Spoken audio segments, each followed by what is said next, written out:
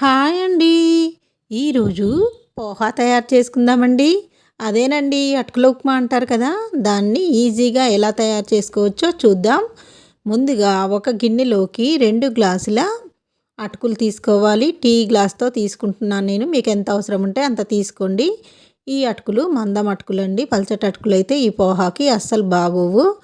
వీటిని వాటర్ పోసి ఒకసారి బాగా కడగాలి.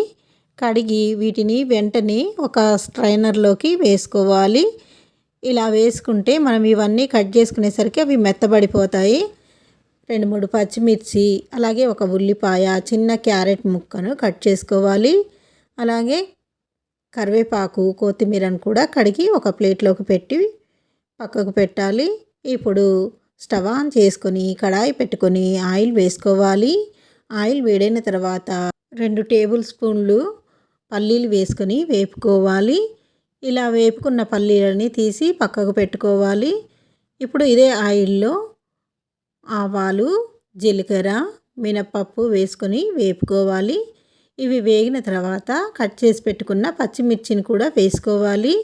ఇవి కూడా వేగాలి. ఇవి వేగిన తర్వాత ఉల్లిపాయ ముక్కలు, క్యారెట్ ముక్కలు వేసుకోవాలి.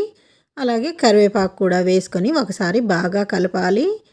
అలాగే దీంట్లోకి పావు టీ స్పూను పసుపు వేసుకొని మళ్ళీ దీన్ని కలుపుకోవాలి. ఇలా కలిపిన తర్వాత దీంట్లోకి తగినంత ఉప్పు వేసుకోవాలి. ఉప్పు వేసి ఒకసారి కలిపి మనం కడిగి పెట్టుకున్న అటుకులని ఇలా వేసుకోవాలి. చూసారా ఎంత పొడి పొడిగా ఉన్నాయో. మనకి అవి కట్ చేసేసరికినే ఇవన్నీ బాగా మెత్తబడిపోతాయండి. అటుకులు కూడా మంచిగా పొడి పొడిలాడతాయి. ఇవన్నీ అటుకులు వేసుకున్న తర్వాత బాగా వీటిని కలుపుకోవాలి. ఇలా కలిపి మనకి అటుకులు అనేవి బాగా వేడవుతాయి. వేడైన తర్వాత దీంట్లోకి ఒక అరచెక్క నిమ్మకాయ రసం పిండుకోవాలి.